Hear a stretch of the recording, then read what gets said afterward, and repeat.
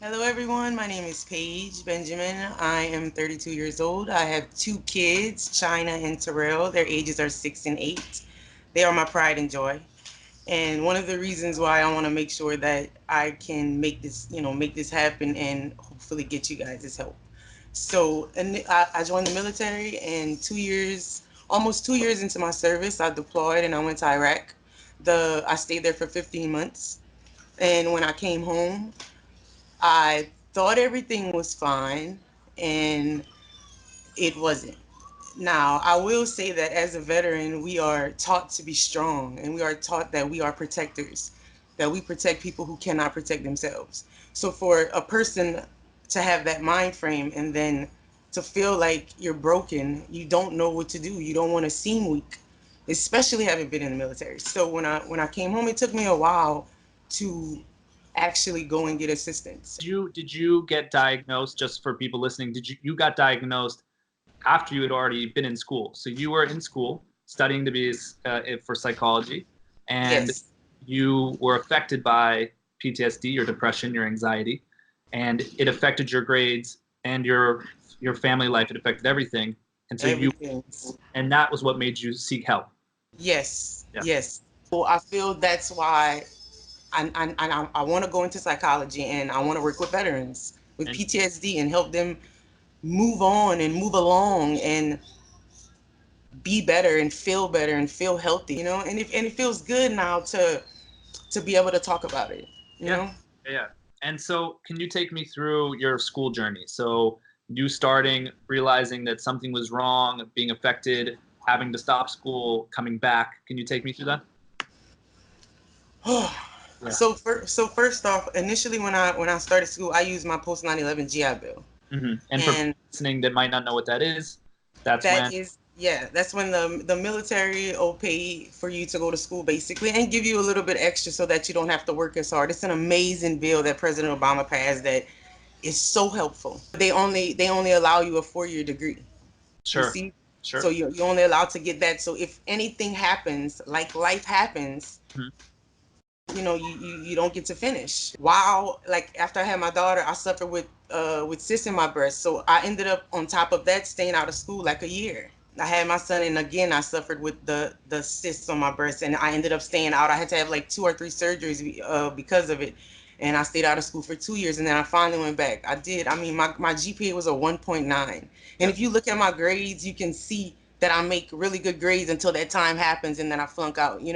So Yep. when I went back, I had a 1.9. Even my advisor had to tell me. Yep. She has never seen anyone bring up their GPA in that short amount of time. That's how hard I was working. So Great. I know And from my what you experience, get up to?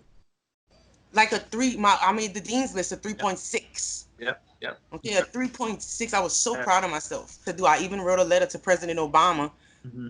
and I got a letter back, and they deferred me to the Department of Education, but everybody just kept giving me the runaround. Sure. So I was just doing everything. And the thing about it is, there is financial aid, and how financial aid works is you have to be eligible for all these things. Yep. So when I go to do scholarships, because I'm not financial aid eligible, because I'm in default, I don't qualify for these programs. Even though the programs have nothing to do with the government, they go by the standard of financial aid because Okay. they know that they've already cleared you.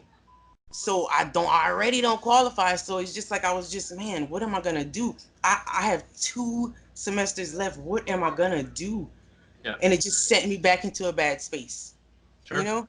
Sure. And I immediately started, doing what I needed to do to get my mental psyche back where it needed to be to do to get it to get back on track with it, and Yep. it's so hard. It's so hard. And it seems like you're fighting to get an education when people fight to want their kids to get an education and want people to further their education, and I don't know what else to do. Yeah, and I think one of the things, and it's something my girlfriend said to me recently, was she spoke with a mother and she said the easiest way to teach your kids is to do. And your Yep. kids will copy you and will be more educated by what you do than what you say. And I think the idea of you fighting to go to school, the idea of you standing up, I mean, not only being a veteran, but by wanting to seek help for a mental disease, something like PTSD, even anxiety, depression, standing up for that, being capable to then help people with that. And on top of it, just getting an education is something that, my parents aren't fully educated. I didn't finish college. I got really lucky with sports, and it helped me with a lot of things. And I think it's so hard for us to relate to each other on so many levels, usually. And just to be able to like get in a conversation with you and hear this from you, and see the pictures of your kids, have you be so open and send me all the information so quickly.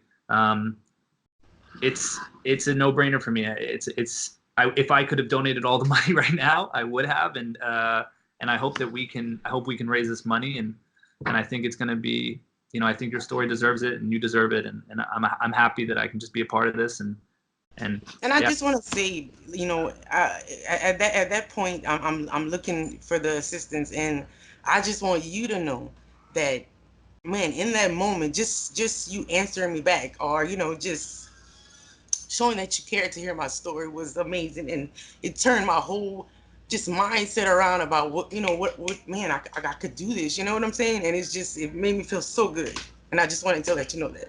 No, no, thank you. I think that your story deserves to be heard. You've been through a lot. It was easy for me to see even just in the first message you sent me. So, and then when we talked on the phone, obviously, you were in tears. You talked to me about your life story, and for much longer than we're showing right I now, know, I way know.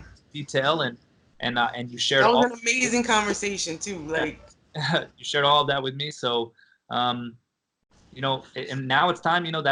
That's what it is. The present is now, and we're gonna raise this money. You're gonna go to school. We're gonna finish this out, and it's gonna be awesome. And your kids are gonna go to school too. Everything's gonna hopefully be great. And I'm always here. I'm always part of that. So always thank have. you so much. I appreciate it. And Yeah, yeah, yeah, to yeah. everyone who is just listening, who's taking the time to hear my story, whether you donate or not.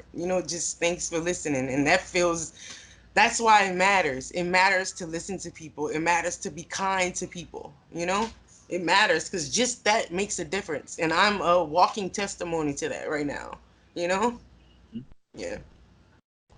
Well, thanks for making this video. Thanks for taking the time. Thanks for telling your story. And you know, that's it. Let's try to do this. Okay. Thank you so Okay. much. All I'll right. talk to you soon. Bye bye.